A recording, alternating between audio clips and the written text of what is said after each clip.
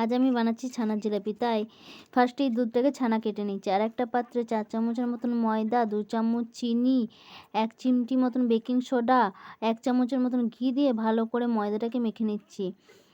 আর এদিকে ছানার জল ঝরিয়ে ভালো করে মেখে রেখেছি। ময়দাটা মাখা হয়ে গেলে এরপর ছানার উপর ঢেলে দিচ্ছি। ছানা আর ময়দা ভালো করে মেখে নিচ্ছি।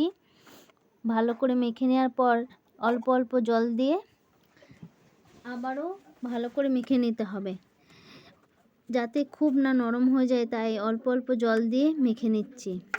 মাখা হয়ে গেছে। এরপর এদিকে 1 কাপ মতন চিনি, 2 কাপ মতন জল আর 2-3টে মতন এলাচ দিয়ে চিনির শিরা বানিয়ে নিচ্ছে। আর এদিকে ছোট ছোট লেচি কেটে লম্বা লম্বা করে বেলে জিলাপি মতন পেঁচিয়ে নিয়েছি। দিয়ে গরম তেলে লাল লাল করে ভেজে নিচ্ছি। উল্টে পাল্টে ভালো করে ভেজে নিয়েছি। এরপর চিনির শিরার মধ্যে ডুবিয়ে রেখে দিয়েছি কিছুক্ষণ। দেখো কত সুন্দর হয়েছে।